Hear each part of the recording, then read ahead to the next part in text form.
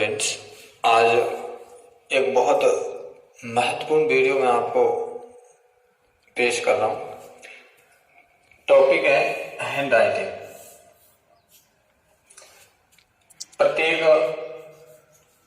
वो स्टूडेंट जो academic education प्राप्त कर रहा है, चाहे वो छोटी कक्षा में हो चाहे वो बड़ी कक्षा में हो, अगर वो इंग्लिश में अच्छे मार्क्स प्राप्त करने की अपेक्षा रखता है तो सबसे जो इम्पोर्टेंट चीज है उसके लिए वो है हैंड राइटिंग।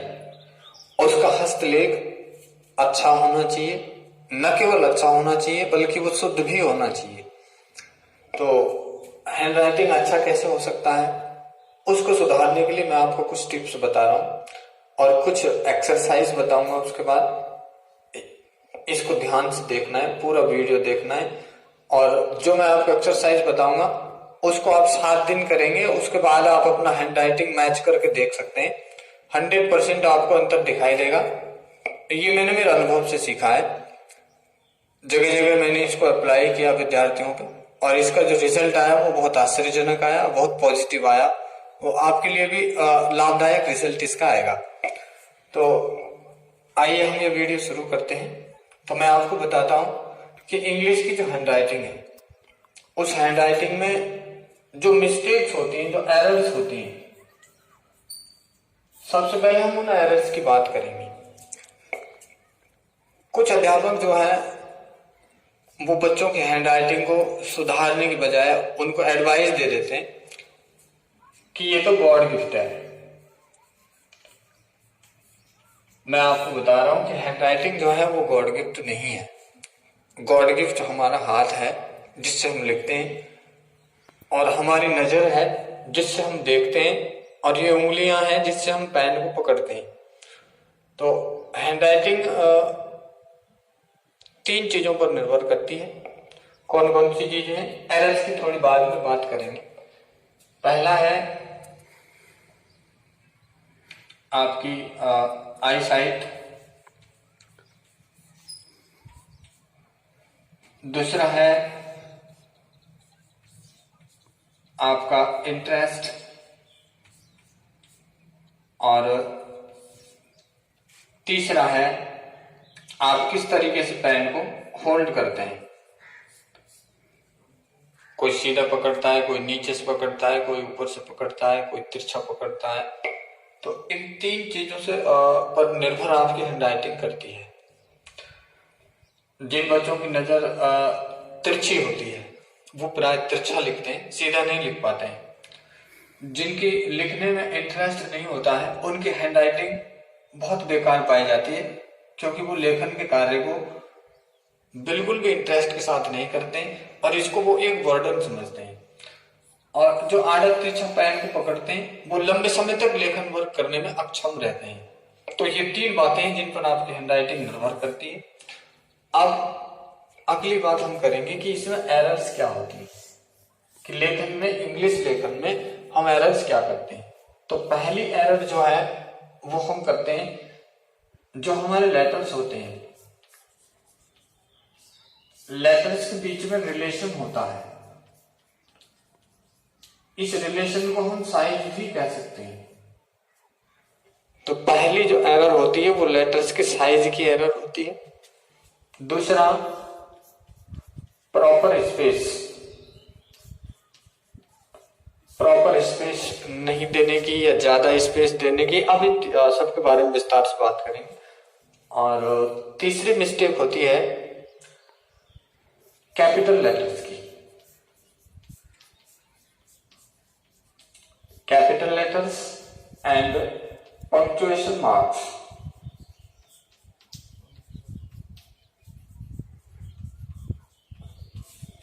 तो ये 3 मिस्टेक्स होती हैं। अब मिस्टेक्स कहां कहां करते हैं वो मैं आपको बताता हूं।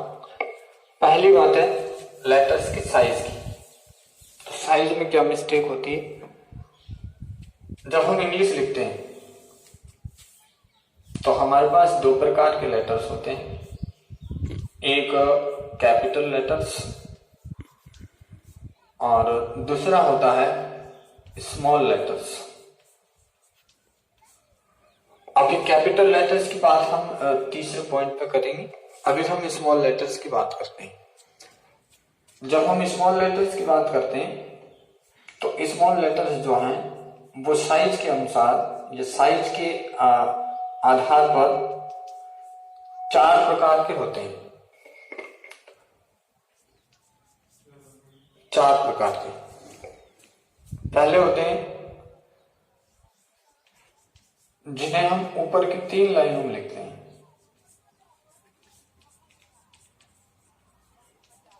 अब आप पूछेंगे ऊपर की 3 लाइन कहां से आ गई? देखिए, एक्चुअल में इंग्लिश जो भाषा है वो या तो 4 लाइन की कॉपी में लिखी जाती है या फिर उसे प्लेन पेपर पर लिखा जाता है। लेकिन हमारे यहाँ क्या होता है, हमारे यहाँ उन्हीं कॉपियों में इंग्लिश को लिखा जाता है जिन कॉपियों में हिंदी भाषा को लिखा जाता है। तो हमारे यहाँ जो उपलब्ध होने वाली जो कॉपी है, जिसका कॉपी का जो पेज है वो कुछ इस तरीके से होता है।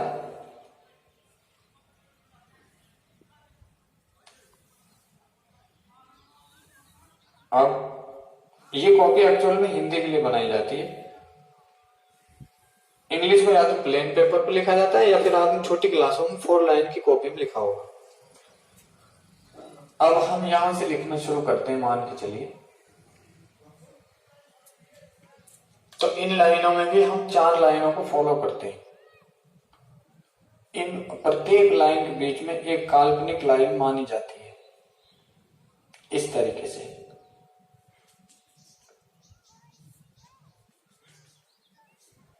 अगर कोई ये कहे कि इंग्लिश को लाइन के ऊपर ही क्यों लिखा जाता है, लाइन के नीचे क्यों नहीं लिखा जाता, वो इसीलिए नहीं लिखा जाता कि अगर इंग्लिश को लाइन के ऊपर ना लिख के लाइन के नीचे हिंदी की तरह लिखा जाए तो ये रूल फॉलो नहीं होगा।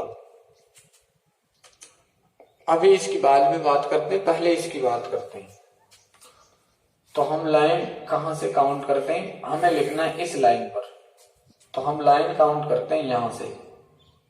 1 लाइन, 2 लाइन, तीसरी लाइन और ये चौथी लाइन। अब ये 4 लाइन बन गई। अब ऊपर की 3 लाइनों में लिखे जाने वाले लेटर्स, उनका साइज यहां तक होगा, जैसे बी। अब इनमें रिलेशन होता है, वो मैं अभी बताऊंगा आपको। अगली लाइन पे हम पहुंच गए, यहां लिखना है। तो आप ध्यान ये रखना है कि अब एक बार फिर हम लाइन यहां से काउंट करते हैं, ऊपर वाली वास्तविक लाइन से। अब इस लाइन पे लिखेंगे तो ये 4 लाइन हो गई, 1 2 3 4। ऐसे ही जब यहां लिखेंगे तो फिर यहां से ऊपर वाली वास्तविक लाइन से लाइन काउंट की जाती है। ये बातें जो है आपको किसी किताब में नहीं मिलेंगी, हमको ही नहीं मिली, आपको कहां से मिलेंगे? तो इनको बड़े ध्यान से आप समझें। अब इसका महत्व क्या होता है, इनको बनाया कैसे जाता है, ये हमारे हाथ पर डिपेंड करता है। अब हम वापस लेटर्स के प्रकार पर आते हैं। ये लेटर्स जो हैं, ये जो 4 प्रकार के लेटर्स हैं, इनकी हम बात कर रहे थे। तो पहला प्रकार, ऊपर की 3 लाइनों में लिखे जाने वाले लेटर। तो ऊपर की 3 लाइनों में लिखे जाने वाले लेटर कौन कौन से होते हैं? बी, डी, एच, के, एल और टी। ये टोटल 6 लेटर्स होते हैं जिन्हें हम ऊपर की 3 लाइनों में लिखते हैं। अभी इनमें और दूसरे लेटर्स में रिलेशन क्या होता है वो मैं आपको अभी बताऊंगा। दूसरा प्रकार है नीचे की 3 लाइन से लिखे जाने वाले लेटर। वो कौन कौन से होते हैं? जी, जे, पी, क्यू और वाई। टोटल 5 लेटर्स होते हैं। उसके बाद 4 लाइनों में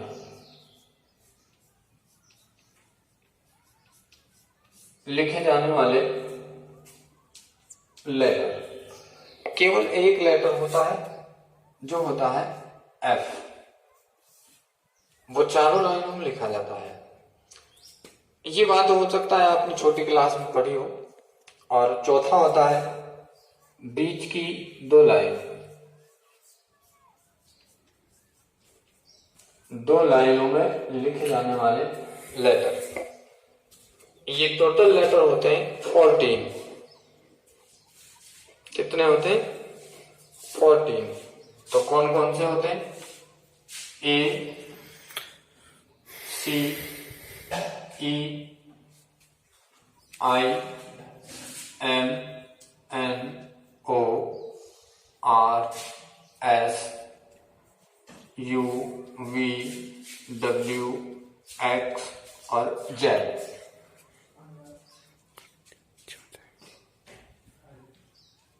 ये टोटल हो गए 14 लेटर्स। टोटल 26 हो गए। तो ये इस तरीके से 4 प्रकार के लेटर्स, स्मॉल लेटर्स होते हैं जिनका हम अपने हैंड राइटिंग में यूज करते हैं।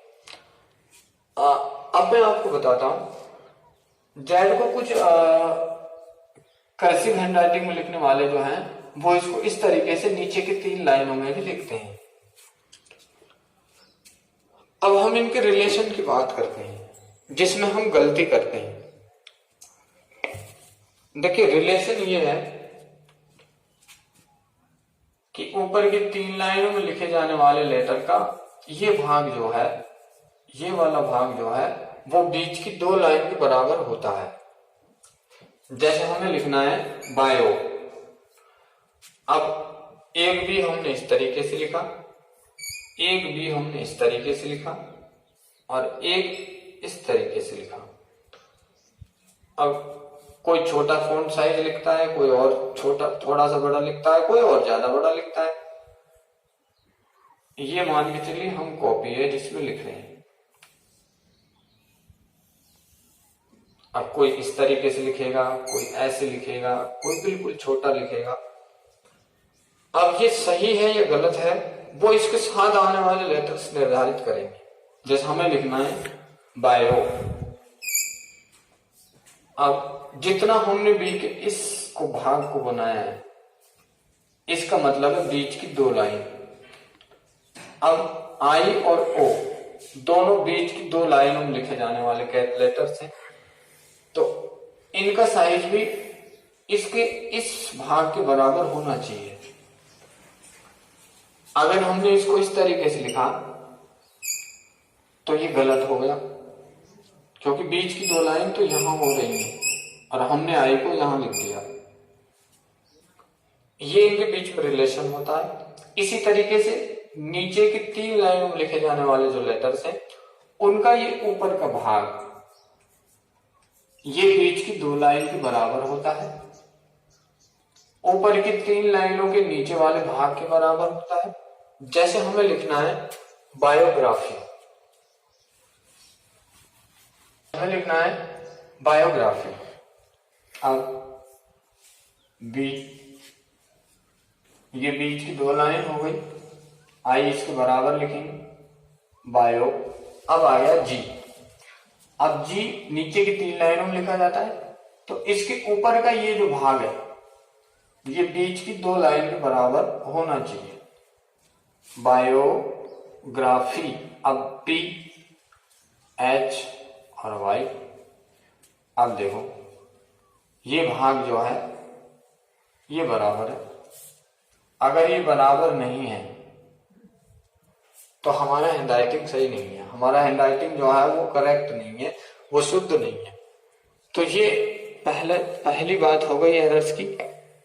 लेटर्स का रिलेशन या लेटर्स की साइज की गलती जो हम करते हैं हैंडराइटिंग में वो ये होती है।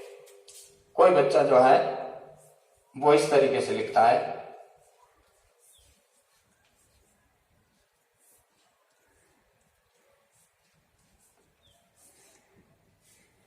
और उसे मालूम भी नहीं है कि मैं सही लिख रहा हूं या गलत लिख रहा हूं।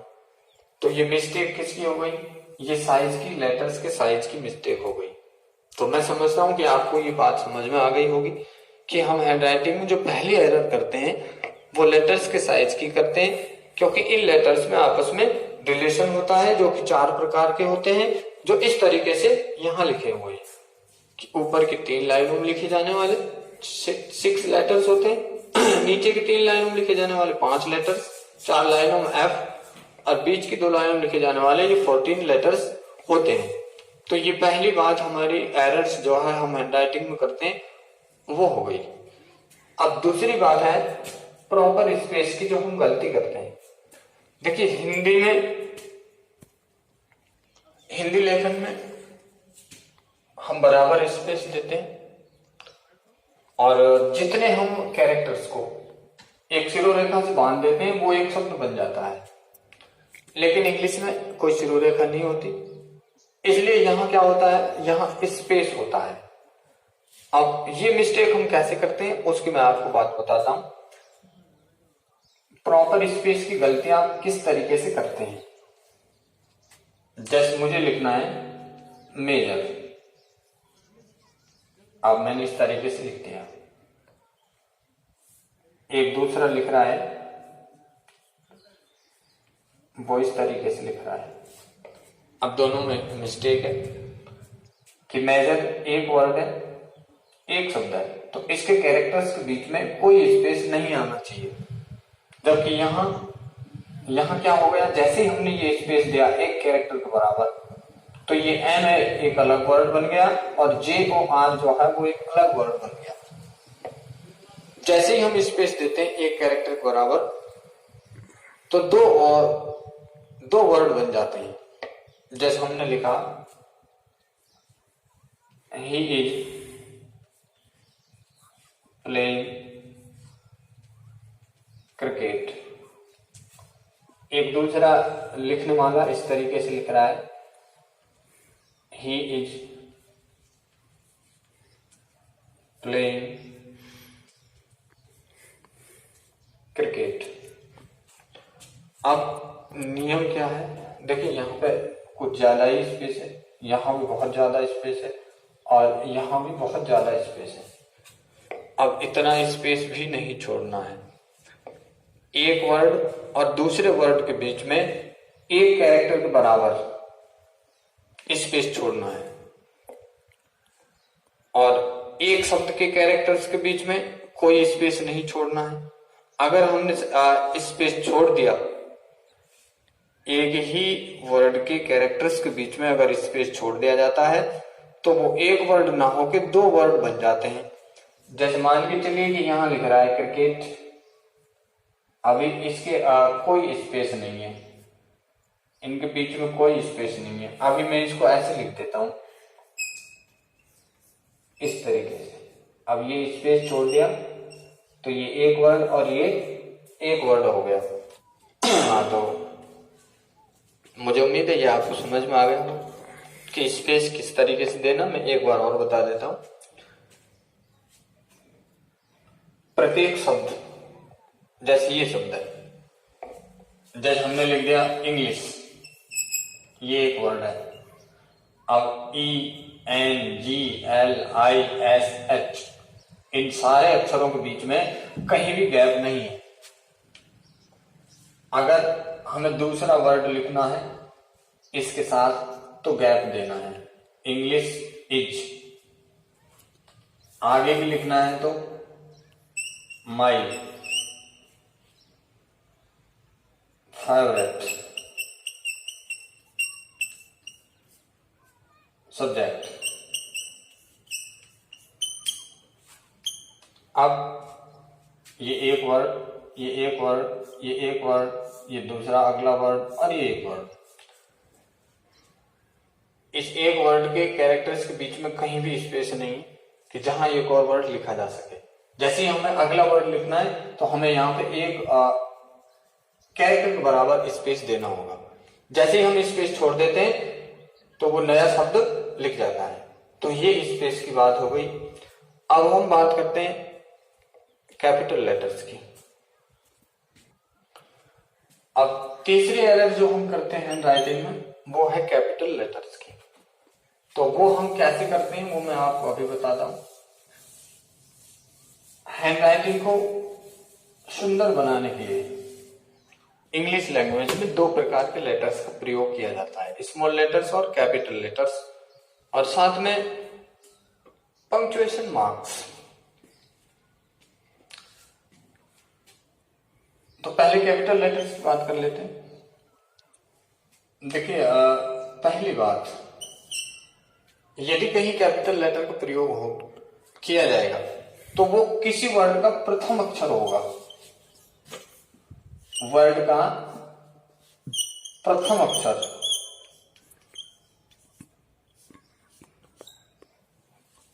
वर्ड के बीच में कैपिटल लेटर नहीं लिखा जाएगा, वर्ड के लास्ट में कैपिटल लेटर नहीं लिखा जाएगा।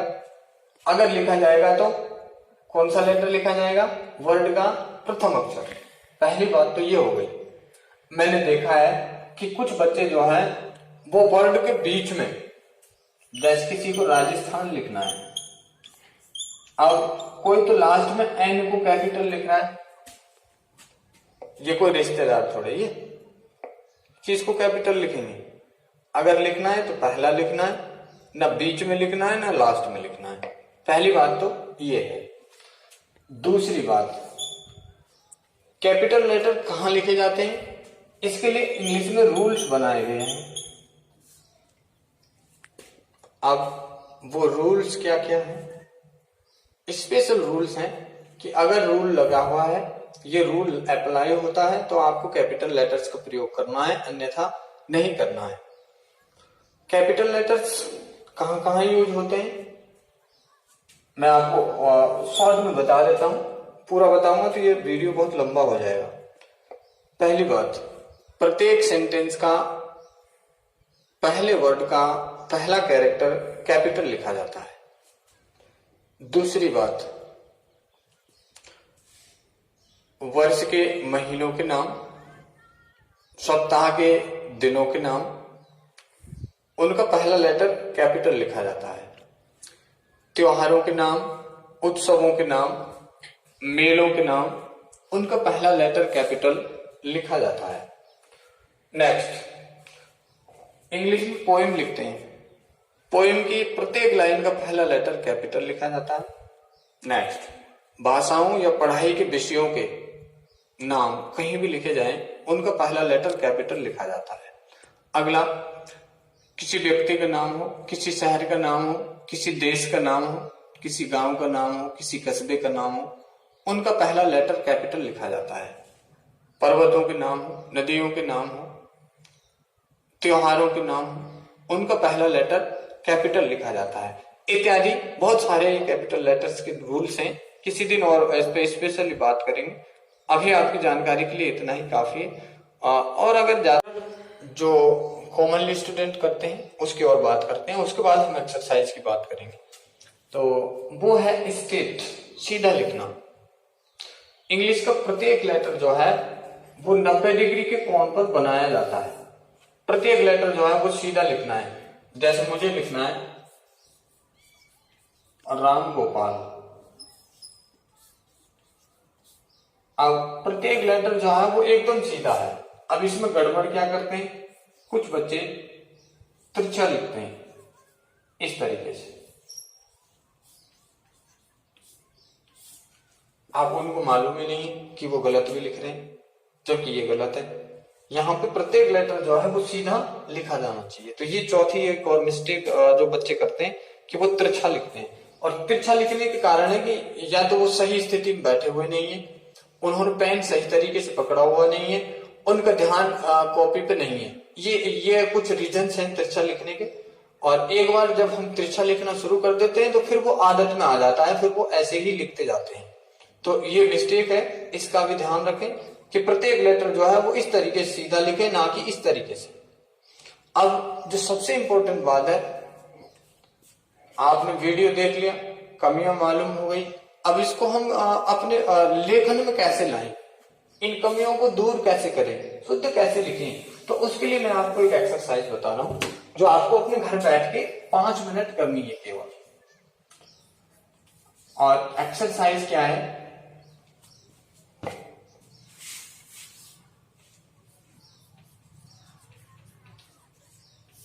वो ये है कि आपको एक कॉपी लेनी है, घर पे कोई भी पड़ी हो, जिसमें 4-5 पेज हो, ज्यादा बड़ी नहीं हो, उसमें आपको 1, 2, 3 और 4 केवल 4 लाइन लिखनी है प्रत्येक दिन, और इन चारों बातों का ध्यान रखना है। आपके सामने इंग्लिश की आप किताब खोलेंगे, उसमें आप डेट डालेंगे। जैसे आप आज से मान के चलिए शुरू कर रहे हैं, जैसे मान के चलिए आप 20/4/2020 यहां से आप शुरू कर रहे हैं, तो आपने डेट डाला। अब डेट डाल के आपको यहाँ केवल 5 मिनट का वर्क है, बड़ी रुचि के साथ, इंटरेस्ट के साथ लिखना है। केवल 5 लाइन लिखनी है, ज्यादा से ज्यादा आपको 5 मिनट लगेंगे, आपको 10 मिनट लग जाए कोई दिक्कत नहीं है, लेकिन ये चारों बातों का उसमें ध्यान रखना है। तो ये 1, 2, 3, 4, 5 लाइन आप रोज लिखें 7 डेज तक, 7 दिनों तक आप ऐसे 5 लाइन डेट डाल के लिखें, इन चारों बातों को ध्यान में रखते हुए। और 8वें दिन आप अपनी कॉपी को मैच करके देखें कि मैं 20 तारीख को क्या लिख रहा था और मैं 27 को क्या लिख रहा हूं, और फिर उसको धीरे धीरे बढ़ाते जाएं। फिर 5 से 6 line, 7 line, 8 line, 10 line, 15 line, लेकिन इंटरेस्ट के साथ सीधा बैठ के, सही स्थिति में बैठ के इन चारों बातों को ध्यान रख के आप ये अभ्यास कीजिए।